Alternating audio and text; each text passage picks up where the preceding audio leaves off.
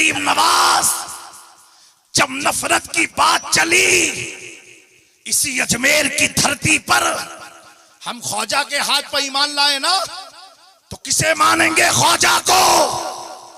और जब पृथ्वीराज चौहान ने मुनाजरे का चैलेंज किया ख्वाजा गरीब नवाज को, उस वक्त सिर्फ 40 मुसलमान थे अजमेर मोहल्ला की धरती पर। ख्वाजा गरीब नवाज ने चैलेंज को कबूल किया। उससे पहले का वाकया है, मुख्तसर में सुना करके, वाकया सुनाना मकसद नहीं है। बुजुर्गों की तालीम को सिर्फ सुन करके अमल करो। मेरे गरीब नवाज ने फरमाया, मैं फकीर आदमी हूं, मुझसे क्या मुनाजरा करोगे? एक प्रदेश में आया हूं, आपके मुल्क का नहीं हूं। क्या ये मुल्क वाले इतने जालिम है कि इसको बैठने की जगह भी नहीं देंगे? उसी पर मुनाजरे की जब बात आई, मेरे ख्वाजा गरीब नवाज ने उस वक्त के बड़े पंडित से कहा सुनो, मैं कोई मुनाजरा करने, लड़ने, झगड़ने नहीं आया हूं, मैं तो परमात्मा को राजी करने के लिए इस मुल्क में आया हूं, और खुद मर्जी से नहीं, मुझे किसी ने भेजा है, और भेजने वाला कोई और नहीं। मेरे ख्वाजा गरीब नवाज रियाजुल जन्ना में सजदे में थे, तुरबते रसूलुल्लाह से आवाज आती है, मेरे मोइनुद्दीन को मेरे पास भेजो, मेरे मोइनुद्दीन को मेरे पास भेजो। जितने मस्जिद नबवी में मोइनुद्दीन थे सब बारगाहे रिसालत माम में हाजिर हुए। फिर आवाज आती नहीं, जो मेरी औलाद है मोइनुद्दीन को मेरे पास भेजो। ख्वाजाए हिंद वो दरबार है आला तेरा, कभी महरूम नहीं मांगने वाला तेरा। इमाम अहमद रजा कहते हैं, कहा सुनो, अजमेर में मोहल्ला हिंदुस्तान की वो अजीम धरती है, जो शख्स हिकारत की तौर पर अजमेर को अजमेर कहता है वो गुमराह है। अजमेर को अजमेर नहीं, अजमेर शरीफ का बात है। सुभान अल्लाह, सुभान अल्लाह। ये मेरे इमाम अहमद रजा का फतवा है। मेरे प्यारो, वो गरीब नवाज ने कहा मैं मुनाजरे के लिए नहीं आया हूं। एक एक बच्चे गौर से बात को सुनना। जब गरीब नवाज गए, दोनों तरफ का पक्ष लगा, बड़ी तादाद में मुशरिकीन सब आए। गरीब नवाज बैठे, उसने मुनाजरे के लिए बात शुरू किया। ख्वाजा गरीब नवाज, एक बात और बता दें, हर मुनाजरे भी अलग अलग होते हैं। कहीं जवाब दे के भी दीन को बचाया, कहीं खामोश रह के भी दीन को बचाया, कहीं लड़ के भी दीन को बचाया, कहीं सर कटा के भी दीन को बचाया। तो अब ये नहीं एक बात मेरी सुन लिया वही लेकर के भाग रहे हो आप। हर माहौल के हिसाब से इस्लाम का काम चलता है। जैसा माहौल होगा वो माहौल तबीयत से नहीं शरीयत से चलता है, ये भी आप जान के रखना। अल्लाह का कोई वली ऐसा नहीं है जो शरीयत के खिलाफ काम करे। मैं ये अर्ज कर रहा हूँ, मेरे गरीब नवाज ने फिर महफिल में कहा कि भाई मैं कोई मुनाजिर नहीं हूँ, लड़ने नहीं आया हूँ, यहाँ पर तो बस आ गया हूँ, ये मुल्क से मुझे मोहब्बत है। उसने ख्वाजा गरीब नवाज से तौहीद का सवाल किया, इस्लाम का सवाल किया। गरीब नवाज जवाब नहीं दे रहे, मुस्कुरा रहे हैं। बोलो बोलो, अगर नहीं बोलोगे तो मैक हो जाएगा डाउन, हम हो जाएंगे अप, यानी सलातो सलाम खड़ा हो करके पढ़ना पड़ेगा, एक एक जुमले पर बोलना। उसने सवाल पूछा, गरीब नवाज ने सिर्फ मुस्कुराया। फिर सवाल पूछा, मुस्कुराया, जवाब नहीं दे रहे। फिर सवाल पूछा, फिर मुस्कुराया।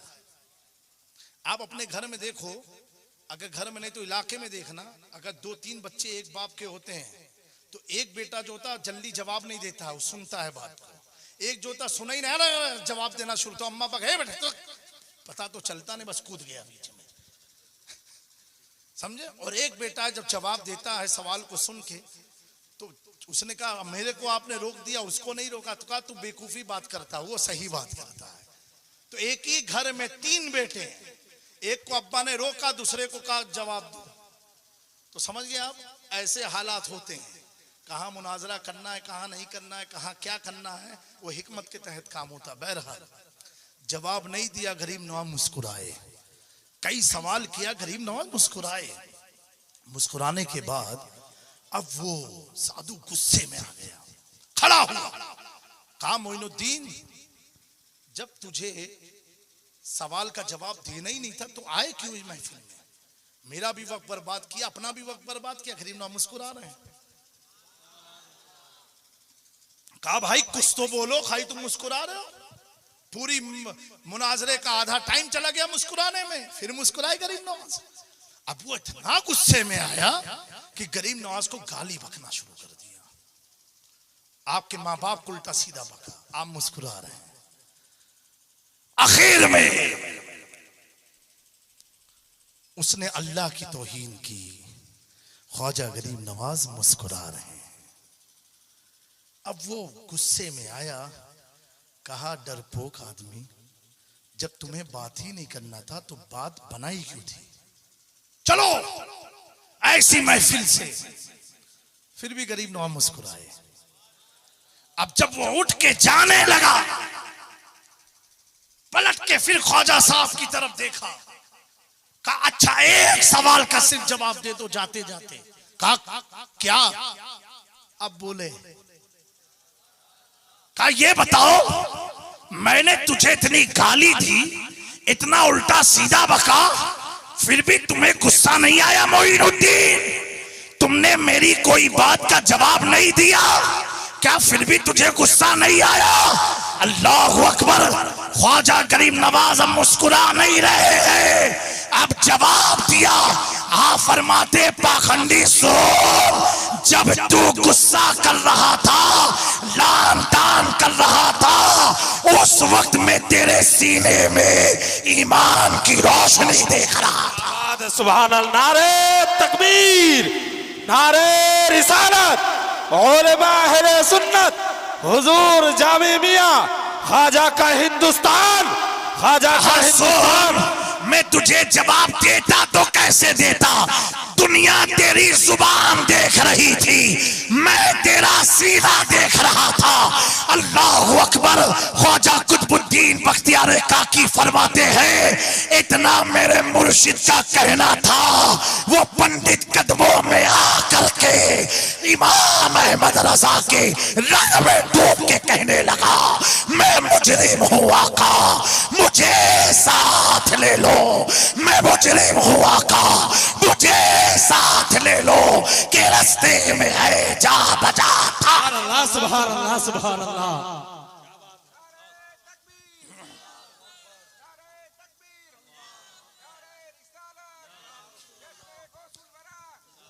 अब गरीब नवाज के हाथ पर हम ईमान लाए। आज भी गुस्ताखियां हो रही हैं। मेरे पास भी सैकड़ों उलमा के अवाम के फोन आए। लोगों ने कहा हजरत ये करना है, एहतजाज किया जाए, वो किया जाए। ये अपनी बात में कह रहा हूं, जिसको कड़वी लगे मुझसे फोन लगा के पूछे, मुझे ऐसा लगा। इस बात में ना जाना आप लोग, इसी लगने में सारी दुनिया की लगी हुई है। हाँ, ये भी एक बड़ा आलमिया है। बेचारे इमाम साहब लेट आए 1 मिनट तो आफत आप लोग जोत दे। तो पूछ तो लो इमाम साहब सब खैरियत तो है, तबीयत आपकी ठीक है? हाँ अल्लाह का शुक्र है।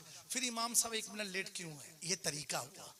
इमाम साहब आप 1 मिनट लेट आ गए, मालूम पड़ा बेचारे के सर में दर्द है, गफलत से नींद कोई ऐसी दवा खा ली इसमें नींद का असर था, आंख लेट खुल गई, लेकिन पूरा हंगामा बर्पा कर देंगे। अच्छा ये कौन लोग जो जुमा से मस्जिद जाते हो और जो 5 वक्त जाते हैं वो तो समझते भी हैं। इस पुरफतन दौर में जहां हुजूर की तौहीन हो रही है, मेरे नौजवानों बात अधूरी रह गई थी। मैं इतना कहूंगा, एहतजाज वगैरह अच्छी बातें करनी चाहिए, मैं उसके खिलाफ नहीं हूं, हालात इसके इजाजत नहीं देते। अब क्या करना है? एहतजाज अगर करना है, मैं नुस्खा दे करके जा रहा हूं। कसम खुदा की हुजूर के खून है जिस्म में, गौसे आजम का खून है जिस्म में। चैलेंज के साथ कह रहा हूं, चैलेंज के साथ कह रहा हूं, अगर तुम्हें इल्म हो जाए कि तुम्हारी मस्जिद गिरने वाली है, दरगाह शहीद होने वाली है, कुछ मत करो। क्या करो? सिर्फ उस मस्जिद में मिलाद का जिक्र कसरत से करना शुरू कर दो। मिलाद पढ़ो, कैसी पढ़ो? मगरिब से इशा मिलाद का प्रोग्राम रखो। एहतजाज हमें किसी का नाम लेकर के नहीं करना है, एहतजाज हमें हुजूर की मोहब्बत जाहिर करके करना है। मस्जिद को आबाद कर दो। आप देखो तो सही, देखो तो सही, इन पखंडियों के जुमले जितने आपके दिल पर गुजरते हैं, मुझे भी एहसास तकलीफ होती है। एक बार मस्जिद को भर दो, फजर में भर दो, जोहर में भर दो, असर में भर दो, मगरिब में भर दो, इशा में भर दो, भर के सो जाओ। मैं चैलेंज के साथ कहता हूं, तुम सोते रहोगे, अल्लाह फरिश्तों के जरिए मस्जिद की हिफाजत कराता रहे। मेरे प्यारों, मेरा रब हर चीज पर कादिर है, हर चीज पर कादिर है। जब 313 के लिए 24,000 फरिश्तों को भेज सकता है। मेरे दोस्तों, हम इन ताकतों से नहीं लड़ सकते हैं। हम कैसे अपने किरदार से अपनी मस्जिद को भर करके, आप कदम आगे तो बढ़ाओ, अल्लाह की मदद आएगी। और ये जामी मियाँ नहीं कह रहे हैं, कुरान कह रहा है, रब फरमा रहा, वला तहनु वला तहज़नु, तुम रंजीदा मत हो, तुम मत घबराओ, व अंतुमुल आलौना, तुम ही लोग बुलंदी पर हो, क्योंकि तुम ईमान वालों हो। नौजवानों, हाथ जोड़ करके अर्ज कर रहा हूं, इतने जुल्म के बाद भी अगर चेहरे पर दाढ़ी ना बढ़ पाई, यकीनन हम अपने आप पर जुल्म कर रहे हैं।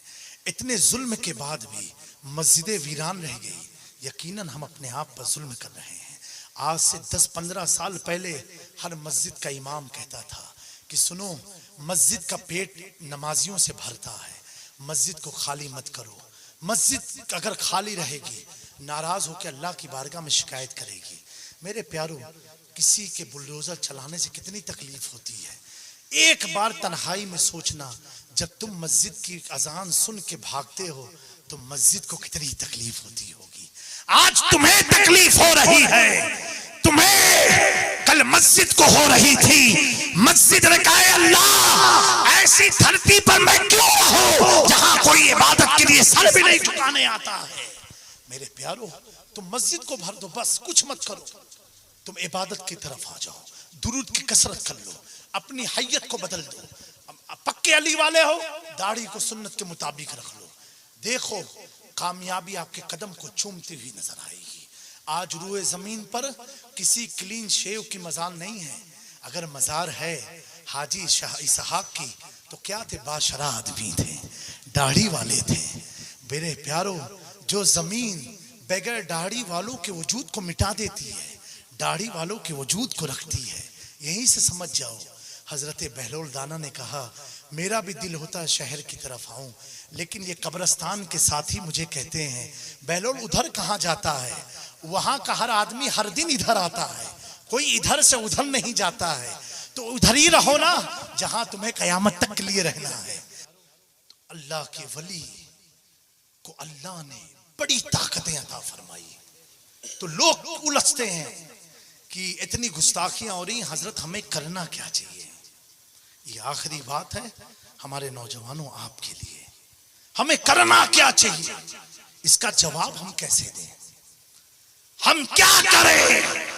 क्या एहतजाज, मैं कहता हूं कल लिया ना, 2014 से चल रहा माशाल्लाह, और मैं और आप सब की ईमान की अल्लाह हिफाजत फरमाए हम सब की। मुझे एक बड़े अफसर ने कहा था कि हिंदुस्तान जब से आजाद हुआ, बड़ी प्यारी बात है ये, जब से हिंदुस्तान आजाद हुआ, कभी यहाँ का मुसलमान अपनी रोजी के लिए, नौकरी के लिए धरने पर नहीं आया। जब जब धरने पर आया तो मुस्तफा की मोहब्बत में आया। ये अल्लाह का एहसान है। हम अपने पेट के लिए कभी सड़क पर नहीं आए, हम अपने घर के लिए कभी सड़क पर नहीं आए, जाती हुई हम सड़क पर नहीं आए, हमारे घर गिरा दिए गए, हम सड़क पर नहीं आए, हमारे बच्चों को मार दिया गया, हम सड़क पर नहीं आए, उनकी मॉब लिंचिंग हुई, हम सड़क पर नहीं आए, बच्चियों के सर से हिजाब हटाया गया, हम सड़क पर नहीं आए। अगर आए तो रसूल की मोहब्बत में आए तो रसूल की वफादारी में आए। और ये सिर्फ हिंदुस्तान नहीं, पूरी दुनिया में ये चीज है कि मुसलमान अपने हक के लिए कभी एहतजाज नहीं करता है। अगर करता है तो कभी बैतुल मुकद्दस के लिए, कभी खाना काबा के लिए, कभी रसूल पाक के लिए। किसी ने पूछा कि बैतुल मुकद्दस का मुसलमानों से क्या ताल्लुक है, उनके पास तो मक्का मदीना है। मैंने कहा सुन, तुझे लगता है कि सिर्फ मक्का मदीना है। मैंने कहा सुन ले, मुसलमान का ताल्लुक जितना मक्का मदीने से है इतना ही बैतुल मुकद्दस से है, क्योंकि बैतुल मुकद्दस का ताल्लुक किसी और नबी नहीं, हमारे आका की मेराज का ताल्लुक। क्या बात है, क्या बात है, सुभान अल्लाह, सुभान अल्लाह, जिंदाबाद जिंदाबाद। अरे आका के मेराज का ताल्लुक है, ऐसा ताल्लुक है कि रब फरमाता है सुब्हानल्लज़ी असरा बिअब्दिही लैलन मिनल मस्जिदिल हराम इलल मस्जिदिल अक़सा। तो जब तक ये आयत पढ़ते रहेंगे दिलों में तमन्ना जागती रहेगी, ए अल्लाह उस वक्त तक मौत ना देना जब तक बैतुल मुकद्दस में सजदा ना करे। बोलो आमीन इंशाअल्लाह। मेरे प्यारो हुजूर ने फरमाया हर मोमिन को मस्जिद अल-अक़सा से मोहब्बत होगी।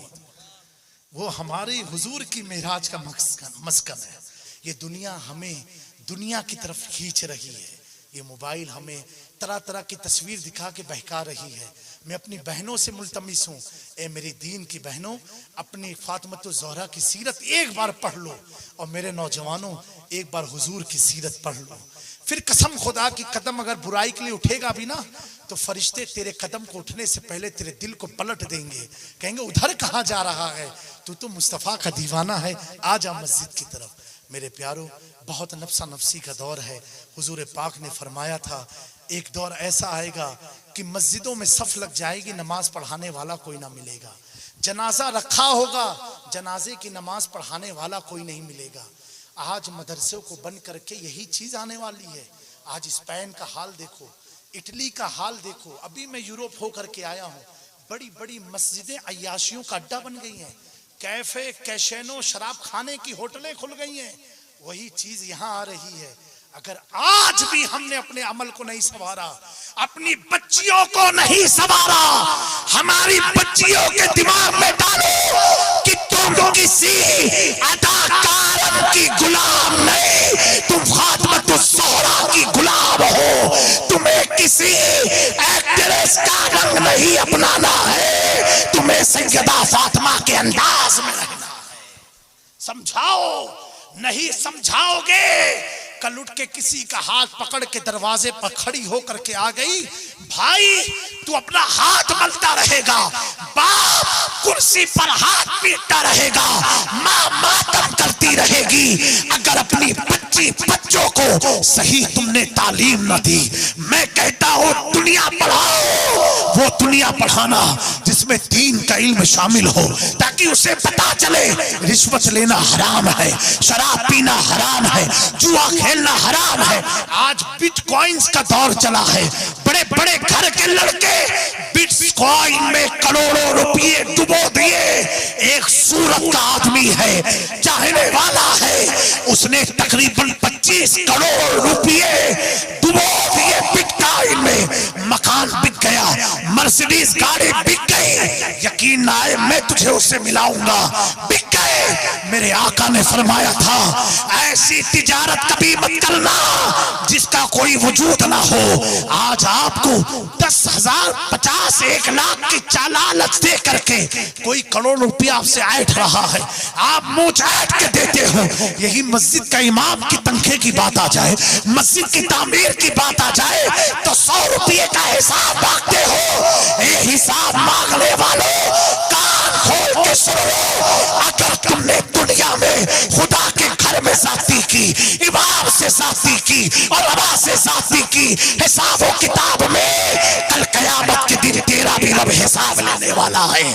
अल्लाह के नबी सल्लल्लाहु अलैहि वसल्लम की औलाद नई से मिल्लत फरमाते हैं, मैंने पूछा हजरत आप कभी किसी से हिसाब नहीं लेते? कहा जामी मियां मैं ये सोचता हूँ अगर आज इसका हिसाब लिया कहीं कल कयामत में अल्लाह मेरा हिसाब ना ले।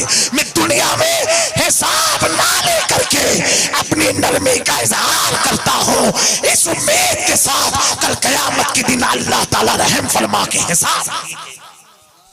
मेरे दोस्तों, नौजवानों, गफलत की दुनिया से निकल करके ओरिजिनल इस्लाम की तरफ आओ, ओरिजिनल सुन्नत की तरफ आओ, ओरिजिनल जमात की तरफ आओ, तब आपकी कामयाबी है। वरना मेरे प्यारो चिल्लाते रह जाओगे, एक आवाज आपकी आवाज बन के रह जाएगी। लेकिन जब ये आवाज अमल के साथ उठेगी तो अल्लाह के फरिश्ते आपकी मदद करते नजर आएंगे, अल्लाह आपको फतेह अता फरमाएगा। हमारी तो हाल ये है, अल्लाह अकबर, मर्द तो छोड़ो, औरतें तो 365 दिन में कोई एक दो औरत होंगी जो नमाज पढ़ती होंगी। बहुत बुरा हाल समाज का मचा हुआ है। जलसे जुलूस अब क्या हो गए, खाली मजाक तमाशा देखने का एक सबब बन गया। सवर करके घर से लोग आते हैं, सुन करके जाते हैं। मेरे प्यारों, सुन के नहीं, कुछ ले करके जाओ। मेरी 4:30 बजे की ट्रेन है, मैं छोड़ने पर छोड़ दिया समझो रतलाम से, इसलिए मेरे प्यारों इतने लेट नाइट आपने मुझे बुलाया है, खाली हंसने हंसाने के लिए नहीं, अपने अकीदे की मजबूती के साथ अपने अमल में जिंदा होने के लिए बुलाया है।